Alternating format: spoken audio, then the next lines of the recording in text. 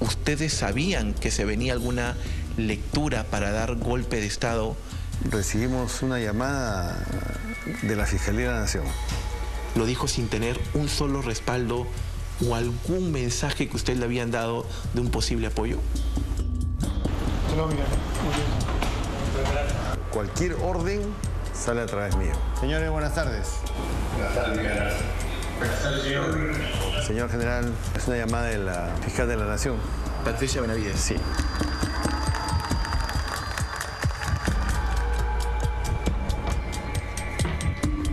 Es el militar más poderoso del país. Hace un año, el general de división Manuel Jesús Martín Gómez de la Torre Araníbar, como jefe del Comando Conjunto de las Fuerzas Armadas, fue quien lideró el centro de mando, donde se tomaron todas las decisiones militares el día del golpe de Pedro Castillo. Un año después, se conocen nuevos detalles y tras las lamentables muertes de 49 manifestantes, por primera vez, el general Gómez de la Torre habla de su participación en las protestas. ¿A usted le dieron alguna orden de repeler con violencia en las manifestaciones? Pero entonces, ¿qué pasó en Ayacucho?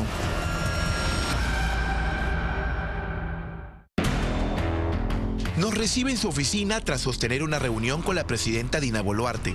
Aquí, el general Gómez de la Torre nos confiesa que el escenario del golpe de Estado no les cayó de sorpresa. Ya habíamos nosotros explorado que podía suceder algo de esta naturaleza. Habíamos adelantado algunas ideas. Lo que hicimos aquí fue consolidar la idea que teníamos, ¿no es cierto? ¿Qué es lo que teníamos que hacer?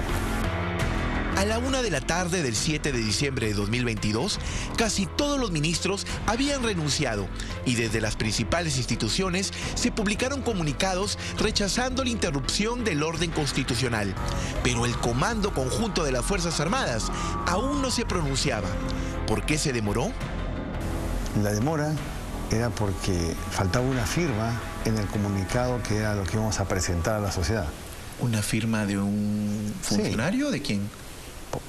¿De un comandante general? Claro, el comunicado era con las firmas de los 3 comandantes generales de las Fuerzas Armadas, incluía a quien en ese momento estaba como comandante general de la policía, que era el segundo comandante general, y a quien habla.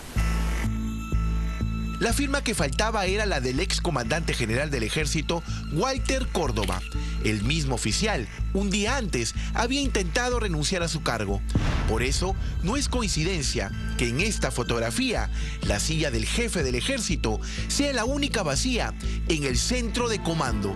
¿Ustedes sabían que se venía alguna lectura para dar golpe de Estado y en algún momento el presidente Castillo le sugirió apoyo para dar el golpe de Estado? Nunca se nos sugirió apoyo, nunca se nos tocó el tema. El escenario al que llegamos era uno de los que nosotros habíamos determinado que podía suceder. Disolver temporalmente el Congreso de la República e instaurar un gobierno de emergencia excepcional. Ese fue el detonante y fue lo que generó que nos llamemos. Cuando él dice que disuelve el Congreso y lo posterior, inmediatamente nos comunicamos con todos los comandantes generales y los convocamos a esta oficina. La Policía Nacional, con el auxilio de las Fuerzas Armadas, dedicarán todos sus esfuerzos al combate real y efectivo de la delincuencia. Esto es algo que muchos no comprenden. Pese a que el expresidente mencionó a las Fuerzas Armadas en su discurso, todo indica que no tenía el respaldo de ellas. ¿Por qué Castillo se animó a dar un golpe de Estado sin tener el apoyo de al menos una Fuerza Armada?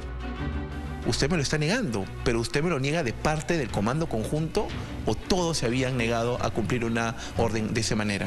Los comandantes generales de las Fuerzas Armadas y la Policía Nacional no están bajo mi comando, ¿no? Legalmente todos estamos en línea y dependemos del Ministerio de Defensa. Pero por supuesto que tiene que haber una coordinación permanente. Lo dijo sin tener un solo respaldo o algún mensaje que usted le habían dado de un posible apoyo.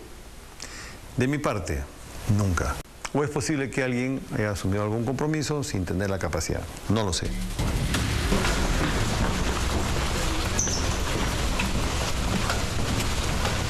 Una vez que sale el mensaje de mi oficina, venimos aquí con los comandantes generales. ¿El puesto de comando? Puesto de comando del Comando Conjunto de la Fuerza Armada. Aquí ingresan. ¿Y con quién se comunica en ese momento? Permiso, mi general. El personal del servicio de puesto de comando se encuentra revisando el monitoreo correspondiente. Gracias. Con los profesionales. Señoras y señores, buenas tardes. Buenas tardes. Continuar, por favor. Gracias, mi Este es el puesto de comando del Comando Conjunto. Minutos después de la transmisión del mensaje golpista, todos los comandantes generales llegaron al Comando Conjunto de las Fuerzas Armadas, excepto uno, Walter Córdoba, el jefe del ejército.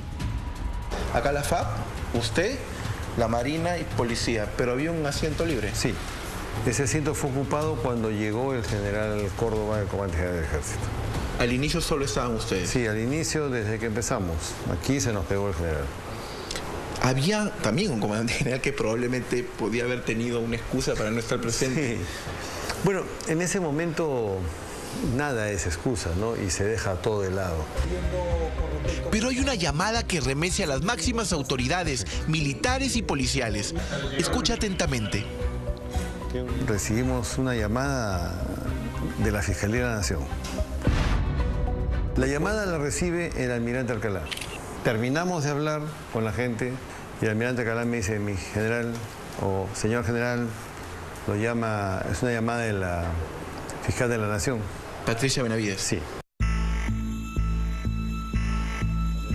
Habló con la doctora, nos agradeció el comunicado, ya lo había visto, nos agradeció la actitud de la Fuerza Armada, ¿no? Y luego solicitó, me dice, tenemos un problema, el presidente Castillo está saliendo de Palacio, ¿no?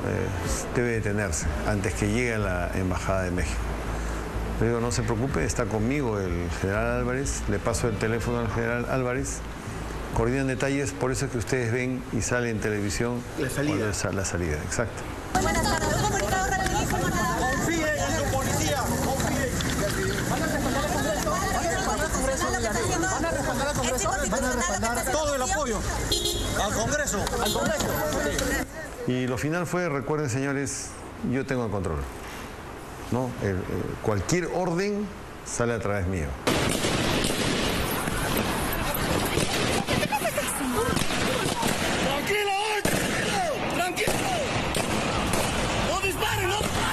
Pero el 7 de diciembre de 2022 no sería el único día tenso para las Fuerzas Armadas.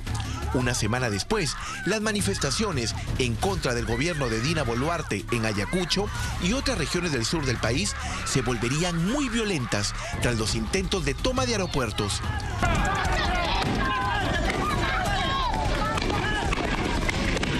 Solo en Huamanga hubo cerca de 10 fallecidos en enfrentamientos con la policía y las Fuerzas Armadas.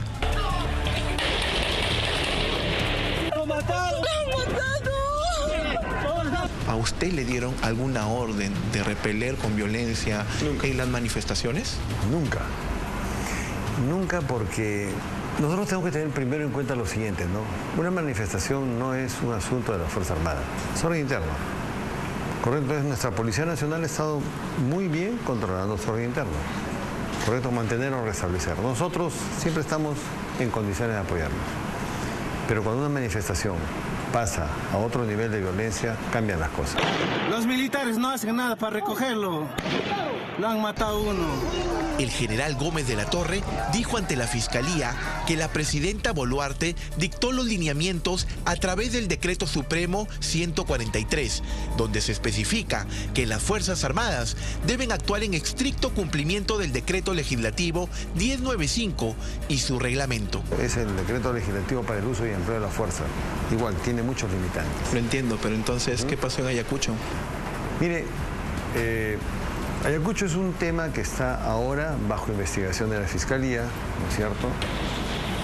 Le estamos dando absolutamente todas las facilidades del caso. No queremos interferir en lo que sucede. Realmente, sí lo digo, nadie desea esto. Y también lo expreso así de todo corazón, ¿no? Es lamentable el hecho de tener fallecidos en nuestra población y también dentro de nuestro personal.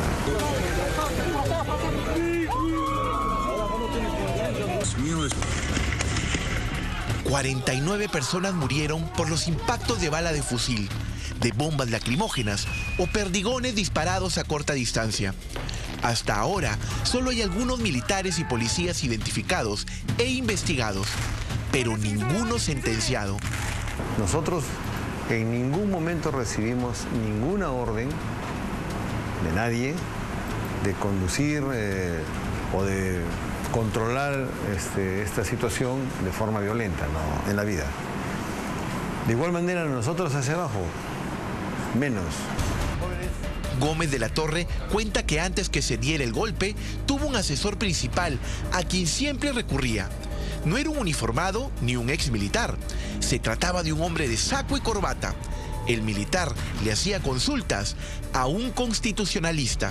¿Con quién se reunieron? ¿Quién los asesoró? Uno de los constitucionalistas y tal vez el principal con el que nos reunimos fue con el doctor Luciano López. Lo conocíamos de televisión, vimos que era una persona muy respetada. A un año del golpe, se conocen detalles que nunca antes se habían hecho públicos. Llamadas desde la Fiscalía, órdenes de acatamiento, consultas jurídicas y ausencias de mando. En esta oficina se escribieron momentos claves de la historia reciente. ¡Bueno, muchachos!